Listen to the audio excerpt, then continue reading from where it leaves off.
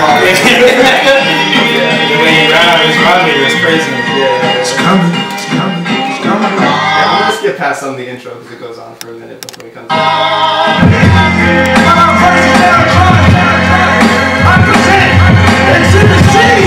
When I was sleeping on the train, sleeping on Mesereau land all in the rain, without even a single slice of pizza to my name.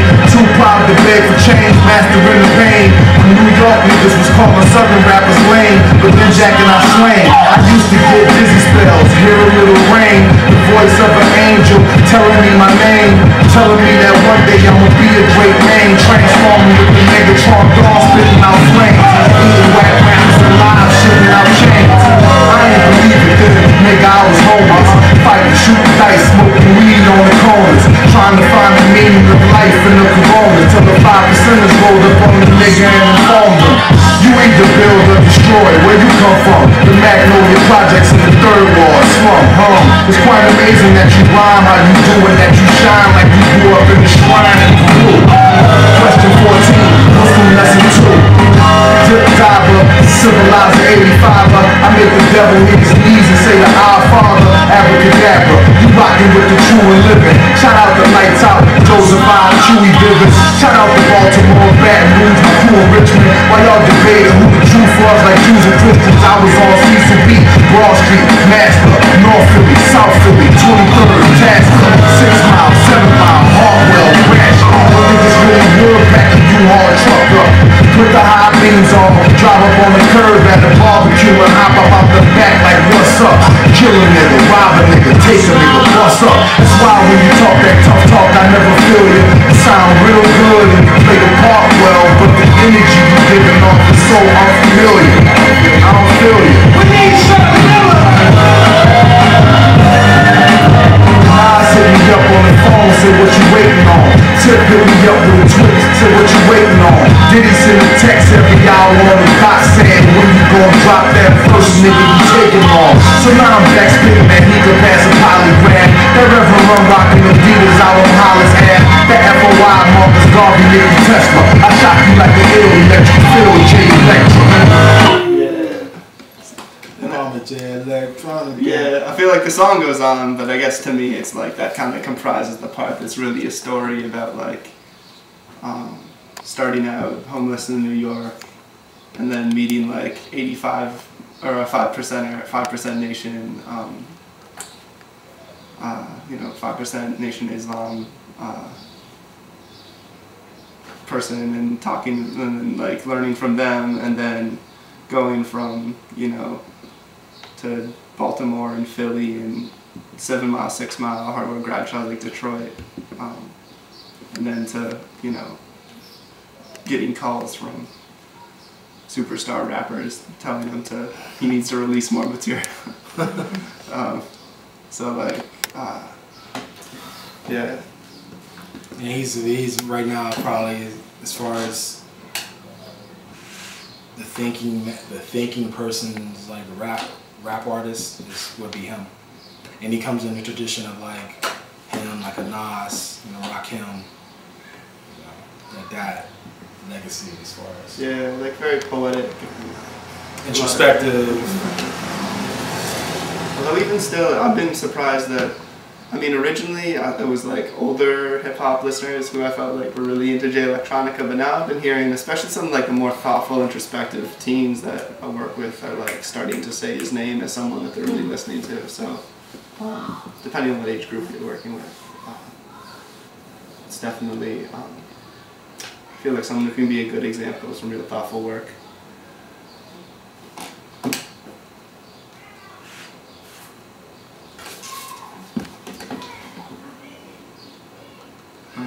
So the next piece was then, I feel like it would be like doing the writing exercise and then working that into either a spoken word piece or rap.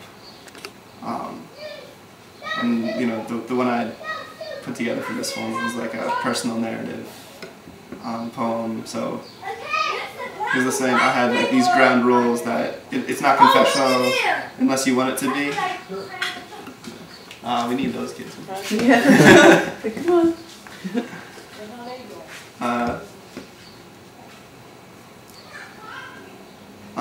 So yeah, my ground rules was it isn't confessional unless you want it to be. The power in telling your story is owning it.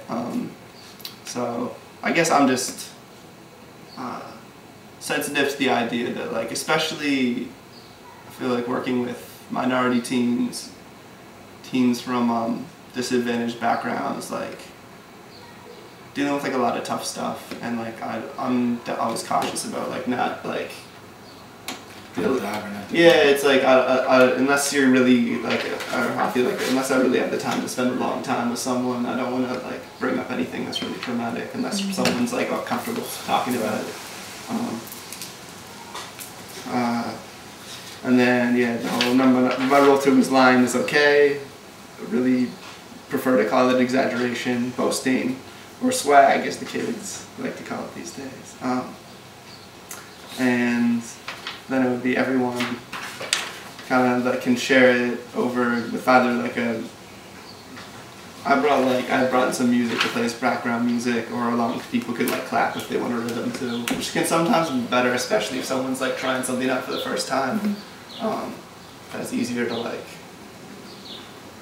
for people to get background time with the clapping than if you got a music track that keeps on chugging along no matter what. And then the wrap up was for everyone to, pick something that they liked from the group performances, to have like a bit of reflection. And then my party message was that music and poetry is thought of very much as a way to make money, but I think more importantly it's a tool to learn who we are and how to share with each other, how to become better humans. So I wanted to, encourage youth to think about the power of that in music, and not just as a tool for money or fame, but it's got other strong purposes and usefulness. Right. So that was my whole. And also, let's add real quick is that, a lot of times when you're dealing with like the purpose may not to get them to be like a rap star, or a rap artist or a musician, but it may be to get them to be more confident, in their public speaking, more expressive, having the ability to if they're going through a tough time, to be able to have a mechanism to express themselves, through that tough time, even if no one ever sees that journal or that poem or that whatever or that rhyme, It's just, it's a way to like kind of alleviate stress and all those things. So. And at the same time, at some point, someone's going to have to do some public speaking, so it creates some confidence in that area as well. I feel like one thing we've run across before that I like Luke Ma's response to a lot was like, if someone's like, you play an example and someone's like, oh, that's butt. Then it's like, and it was like, then you like stop and be like, well, what didn't you like about it? And you're not allowed to say just like, I didn't like it, that's butt. You have to like be able to pick something out and kind of reinforcing the idea that critical thinking. Yeah, and like without trying to sound too defensive about it. Like, it's all right if you didn't like it, of course. It's just like that to learn to. If you want to try to make your own stuff or just understand other people's work more, you need to be able to, verbalize and really pick out what is it you don't like and specifically. Yeah. Yeah, we are. Yeah, that comes up a lot. Yeah. That's weak, but. So Amos is that's one tool. Like, you have to like really just be critical. Art's subjective. You don't have to like it. You know what I'm saying? But just tell me more why you don't. Yeah. I can tell you why I don't like a Gucci Mane song. You know what I mean? I can give you like a list of like.